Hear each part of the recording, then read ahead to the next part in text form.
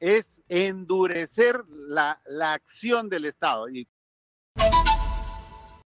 estamos enlazados telefónicamente con Jorge Moscoso, exministro de Defensa, para que nos dé su opinión sobre esta discusión que ahora ha puesto nuevamente sobre el tapete Rafael López Aliaga, alcalde de la ciudad de Lima, en el sentido de que el Ministerio de Defensa autorice la salida de las Fuerzas Armadas para enfrentar la lucha contra la delincuencia. Muy buenos días, exministro. Gracias por atendernos.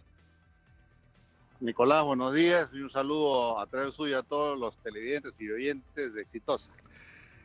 La pregunta es, o sea, yo llamaba la atención al comienzo del programa con respecto a este tema, ¿no?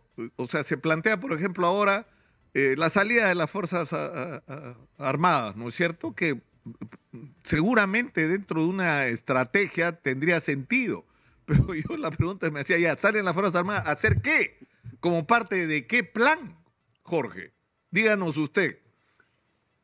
A ver, efectivamente,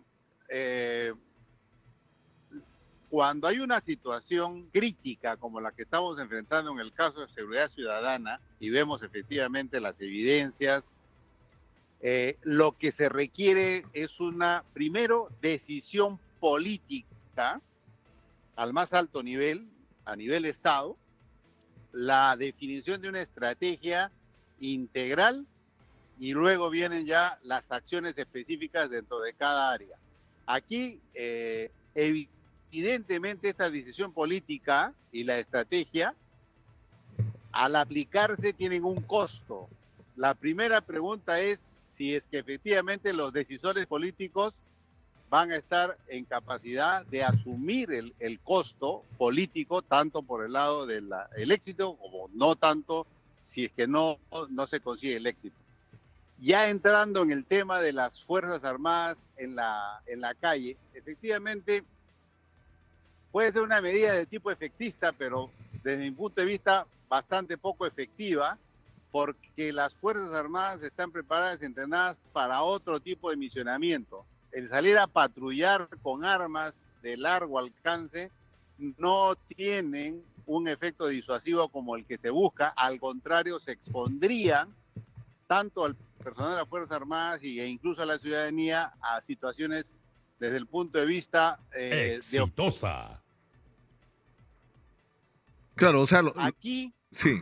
Lo que hay que hacer, Nicolás, es endurecer la acción del Estado. ¿Y qué significa endurecer? Quiere decir aplicar medidas disruptivas, pero con un efecto inmediato. Ayer lo escuchaba al general Arriola, por ejemplo, hablar sobre la acción que se debería dar desde el punto de vista legal cuando se encuentra a una persona con un arma. A una persona con un arma ya inmediatamente es un delito y la haya usado o no la haya usado, si es que no tiene el permiso, debe ser sancionado drásticamente e inmediatamente suspendida su libertad. No esperar a un proceso que puede demorar semanas o meses o que salga en libertad. Entonces, endurecer la acción significa ser radical en la aplicación de las normas. Lo que haya que modificar, he escuchado ahora que hoy día se va a reunir la Comisión de Defensa para ver con el ministro del Interior la estrategia.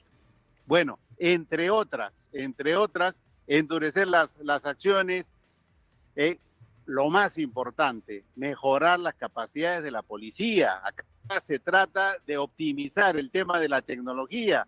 No puede ser que se pida autorización al Poder Judicial para intervenir determinadas líneas telefónicas de personas que se sabe que están cometiendo delitos y que se tenga que esperar semanas para hacerlo. Entonces, hay diversas acciones dentro de una estrategia integral que tiene que ser necesariamente radical, que tiene que ser disruptiva. Sí es cierto, en El Salvador hay otra realidad, pero lo que es más importante está dando resultados y los resultados se dan con cifras, tantos homicidios, tanto sí, claro. Y ahora eso se ha reducido prácticamente al mínimo. Entonces, por ese lado yo creo que viene la acción que debe tener el Estado, ¿no? A nivel ejecutivo, pero también Ministerio Público y Poder Judicial, ¿no? no podemos seguir entregando los espacios, ¿no? Claro, porque, o sea, yo creo, porque lo hemos discutido con muchos especialistas, incluso con muchas autoridades, pero hay zonas donde, o sea, digamos, territorialmente están controladas por los delincuentes y de repente en esas circunstancias la presencia de miembros de las Fuerzas Armadas respaldando la acción de la policía podría tener algún sentido por un momento crítico, ¿no? Pero, por ejemplo, ahora, si me permite, vemos ataques de delincuentes por todos lados y uno se pregunta, ¿y no hay patrullaje inteligente donde las cámaras están coordinadas, donde la información de los serenos y de los vecinos y de las compañías de seguridad, de los vigilantes privados, están todos integrados a una red de información donde incluso la presencia de un sospechoso debería activar, ¿no es cierto?, una respuesta, no esperar que se cometa un delito, pero eso no existe.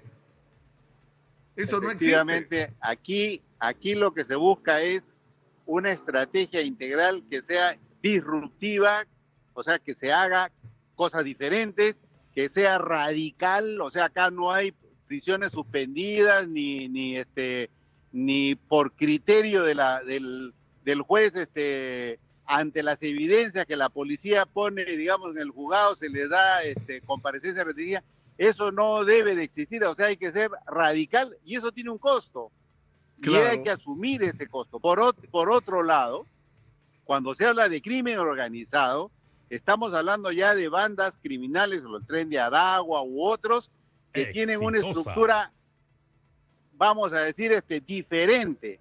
Por ejemplo, si hay una lentitud o algún tipo de, digamos, distorsión desde el punto de vista judicial, ese tipo, digamos, de delitos que son de crimen organizado, pero ya definido, podría ser, se me ocurre así una idea, por ejemplo, que sean pasados a tribunales militares y que sean juzgados por tribunales militares con toda el respeto de derechos humanos, pero con una mirada diferente, porque están atentando contra la seguridad del Estado y de la sociedad.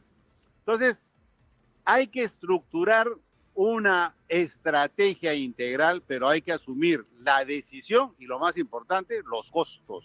Porque todo claro, tiene un costo. pero la pregunta es esta, yo hacía referencia hace un rato a este tema. Sí. Cuando ocurren los acontecimientos de diciembre y enero, que se desatan protestas en todo el país, habían opciones a tomar, ¿no es cierto?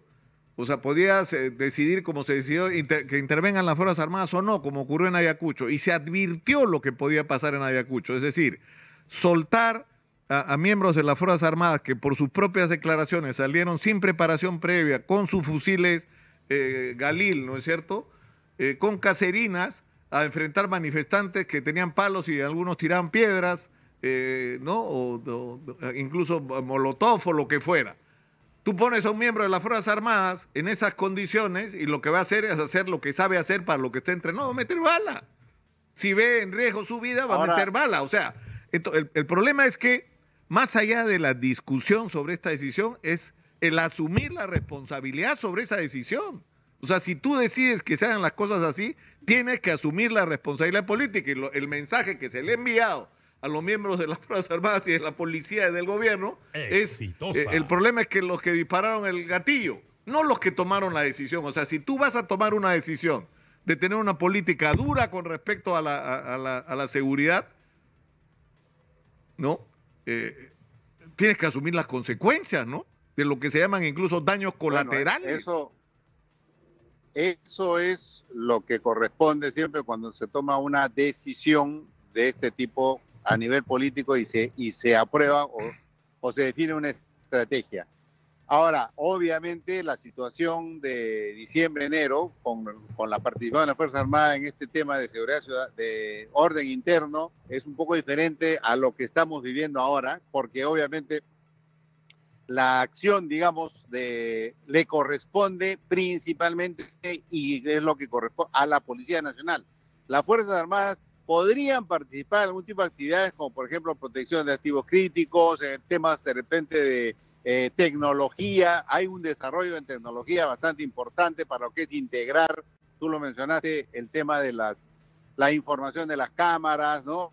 Adelantarse un poco a los acontecimientos, El tema de las comisarías, donde está este pool, digamos, de la policía con la fiscalía y el Poder Judicial integrados en la misma comisaría, de manera tal que de hecho el detectado o digamos el delincuente cometiendo un delito, inmediatamente se le acusa, se le juzga y se le sentencia prácticamente sumariamente y se da penas efectivas.